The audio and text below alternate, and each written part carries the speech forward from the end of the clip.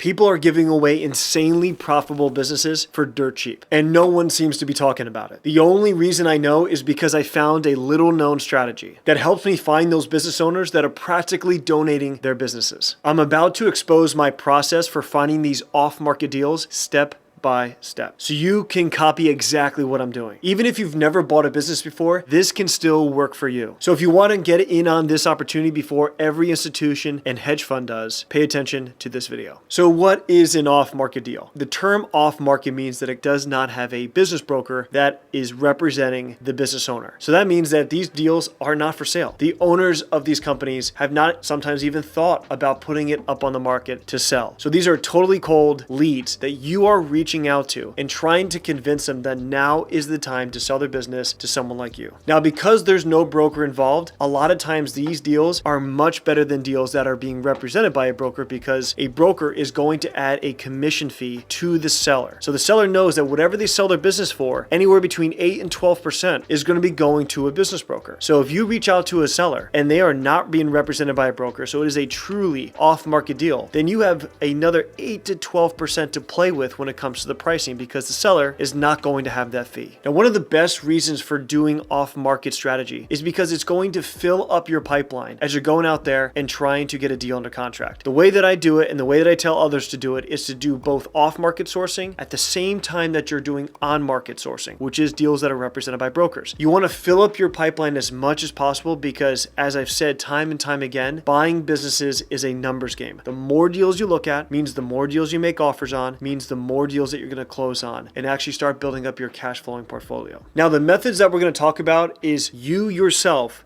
doing the off-market sourcing. There are a lot of different third parties out there, companies that specialize in doing this, but you're going to pay for it because this is a very valuable skill to have. So instead of going out there and spending thousands of dollars a month paying third parties to go find deals for you, I'm going to teach you how to do it yourself for under a couple $100s a month. Some of the other benefits when you do off-market sourcing is not just that you don't have a broker involved in the deal, but it means that you are now leading the aspect of the deal that the broker was, which means that the seller is coming to you for your expertise and figuring out how to sell his deal. You become the person who's telling the owner what the value of his company is. You're telling the seller how the process is going to work, and you're the one putting together an offer, and he's not getting any other offers at the same time. Remember, he is not on the market. There's no one else who knows he's thinking about selling. So it's just you and the seller having a conversation one-on-one about what is going to work best for them and what is best going to work for you. This means that there is way more room for creative financing structures. Typically, when a deal is represented by a broker, so we're talking about an on-market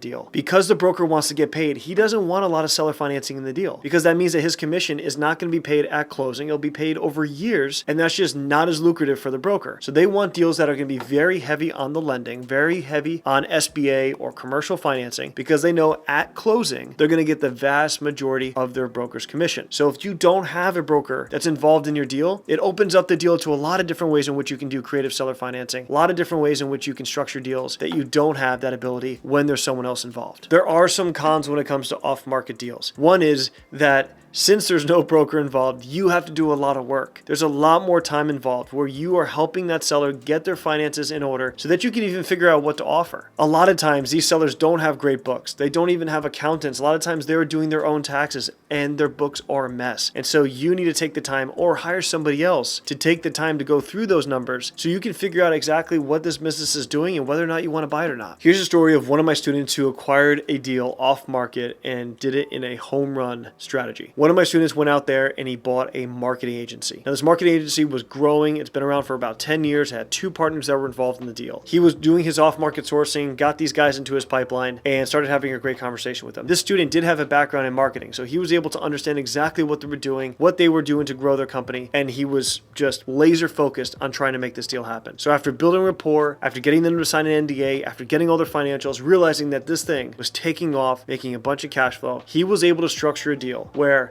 he did an SBA loan. He did over 25% of seller financing. He took that seller financing. He made it to where it was on full standby, which means no payments, for 2 years. And because of that, the bank counted that as his buyer injection of capital into the deal. So what that means is he bought a $4 million marketing agency that he found off market for $0 out of his own pocket. These things do happen. Now, is that every deal? Absolutely not. But What this student did was he spent months sourcing, getting better at writing the scripts, getting better at knowing who to target in the outreach. And that's what brought him this deal. And in year one, he'll be cash flowing over $1 million. The first step you need to do when you're looking at getting started off-market sourcing is define the target. Now, this is broken down kind of into three different areas. One is going to be the industry. When you're doing off-market sourcing, you need to know who you're focusing on because your scripts and everything that you're doing for your strategy has to be laser focused on a particular industry. So you got to figure out what you're looking to do. Like, what kind of company do you want to buy? The second is the geographical area. So because we're targeting businesses, we need to make sure that we are targeting the right business in the right area. So if you want to buy an HVAC company and you want to do it in Florida because that's where you live, you're only going to be sourcing leads of HVAC companies in the state of Florida. And so you have to make sure that when we get to writing our scripts, we're going to be very, very specific in who we're reaching out to. The more specific detail we can put in the scripts, the more that they see it as not spam, but as you writing an actual letter to that business owner. And that's what we want to make sure that they are feeling when they read your email. And then we need to know the relative size, because you can send out 1,000 cold email messages to HVAC business owners in Florida. But if you're only looking for something that's going to be paying you over $200,000 a year in cash flow, that might wipe out half of them. And you're just wasting your time because you might have a lot of small HVAC companies reaching out to you saying, yes, please, I'm interested in selling. And you're going to go through all this paperwork and all this effort to figure out how much money they're making. And at the end of the day, you're going to find out that they're making $50,000 a year. And you're going to be like, all that effort was for nothing. So you need to know how much cash flow are you looking for and really think through this, because remember, you're going to take out a loan. You're probably going to do some seller financing. You got to minus what those costs could be. What do you want to have in your pocket after all is said and done? Because then when we do our outreach in our messaging, we're going to let them know we're only looking for HVAC companies in Florida that are over $1 million a year in revenue. Step two is going to be scraping the leads. Now, there are dozens, probably hundreds of different sites that you can go out there and use to scrape business leads. But here are a few that I use, and I think they're pretty simple, and I think it'd be a great place for you guys to start. Number one is Apollo.io. This is a site where you can go in there, you can make a free account, and you can get started where you can put in the geographical area, the industry, the size,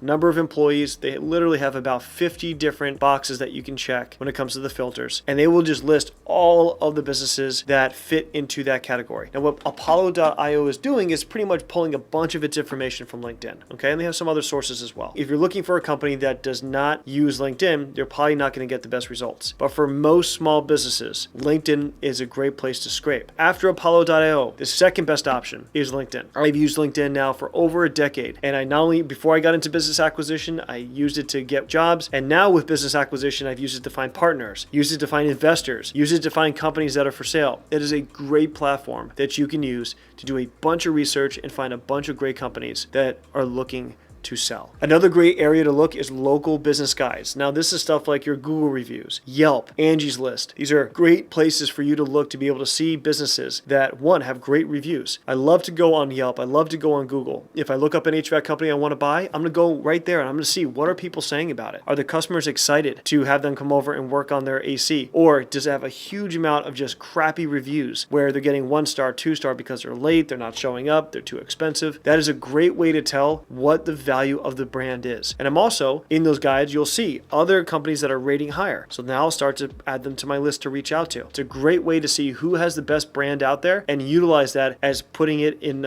priority for your targeted search. Now, all the things I mentioned up until this point are free. The next one is actually spending some money. When you're spending money, you are now saving time. Okay, so at this point in my career, this is what I'm doing because I don't want to spend the time to do it, which is hiring a VA off of Fiverr or Upwork to go and do the things that I just talked about with Apollo.io or with LinkedIn. You're teaching someone to do it, and there's people out there who do this professionally, right? They probably do it much better than you do. Go on there, and the prices would surprise you. It's not that expensive to hire someone to go out there and scrape leads. We're talking anywhere from $50 all up to a couple $100, and you can get a very good, high quality lead list that you can start doing your cold outreach to. Now, whether you're using a VA to do this, whether you're doing this on your own, the last step is most important. Make sure that you are scrubbing the list that you got and making sure that they are high quality leads. So I've done this plenty of times, and without fail, anytime I get a lead list, I look at it and it has Home Depot on there or it has Walmart on there. Obviously, I'm not buying Home Depot. I'm not buying Walmart. They just show up on there because they just got categorized wrong. And so make sure you go through the list, make sure you're scrubbing it of all the companies that don't make any sense. And when it's ready, now you have a quality lead list to start sending your messages out to. Hey, so we are looking at Apollo.io right now. So to get to where I am right now, you're going to have have to create a free account with Apollo.io. So go to apollo.io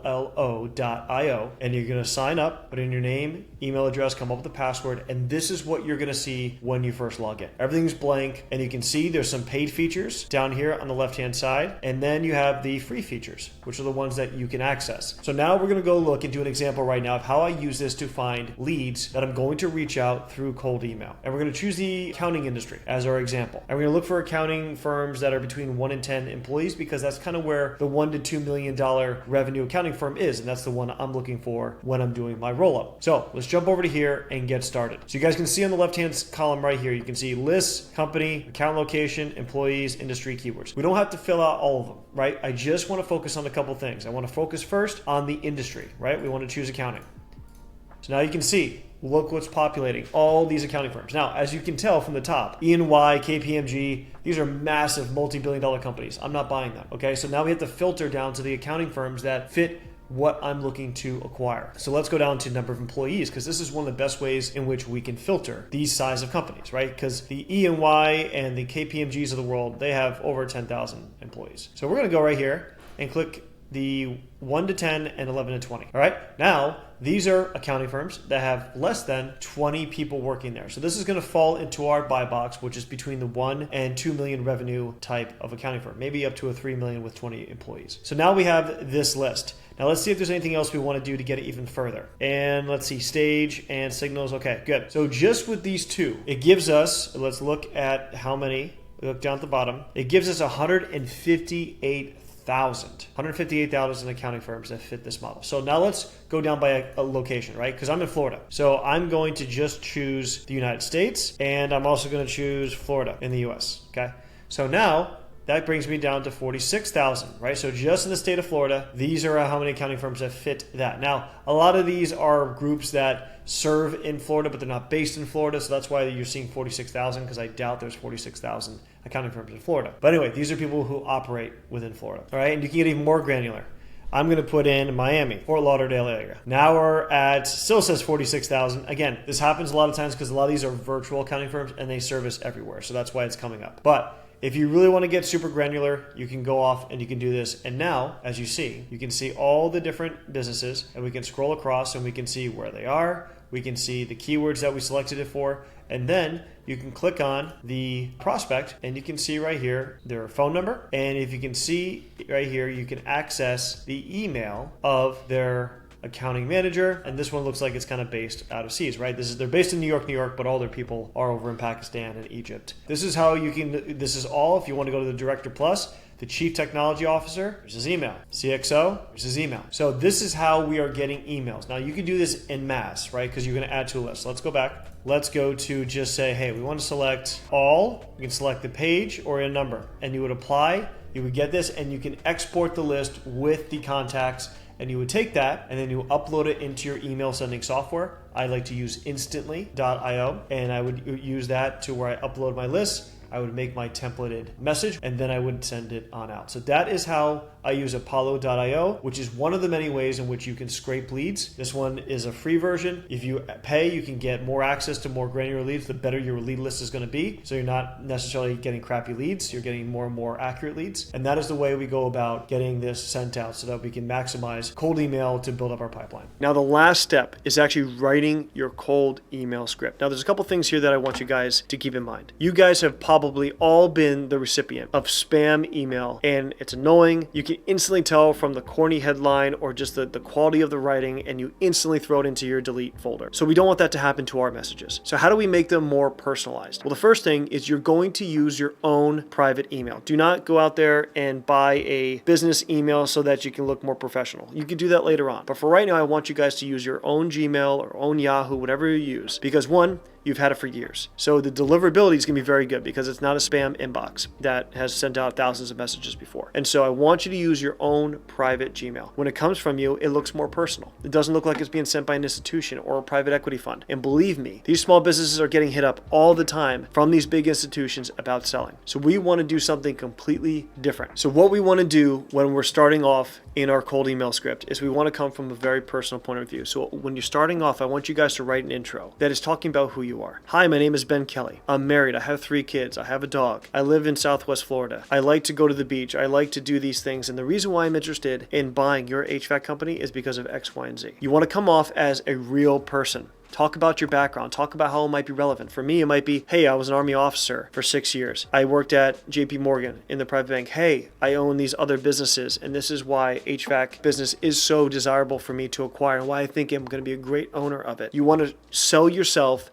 in the first intro paragraph. So who you are, where you're from, what you like to do, what you've accomplished. And then when we get to the second paragraph, we're talking about what we're looking for. I'm looking for a great profitable HVAC company in Southwest Florida that has been around for at least 5 years and is doing over $2 million a year in revenue. If this is you, I would love to have a conversation with you. Here's my link to book a call. You want to put that CTA at the bottom because we want to put as little amount of friction as possible. You want them to finish reading this letter from you and saying, wow, this Ben sounds like a nice guy. He's got a great background. He seems like a real dude and he's very interested in buying my business. And I actually fit the 3 things he's looking for in terms of revenue, how old my business is, what kind of services I'm doing. I think I'm going to book a call. And make sure you guys put a book a call link right there. It reduces all the friction for them to be able to click it and be able to schedule a call with you. It pops up on your calendar and there you go. Okay, so that is what we want to see inside the script. You want personal for the first intro paragraph. Tell them out who you are and why you're a person that he would want to get to know. Second is what you're looking for. And third, we're doing a very strong closing statement with a CTA to book a call. Now, if you want access to more untapped strategies, just like the one I went over, as well as one-on-one coaching from me, I have something for you. I have a program called Acquisition Ace where I've helped hundreds of students find and close on their first deal within the first 6 months. Many times with little to zero out of pocket. If you want to learn more and hear more about our success stories, check out the link in the description below. But regardless, if you want to learn more about business acquisition for free, you can check out this hour-long course I just posted on my channel. Thanks for watching and see you later.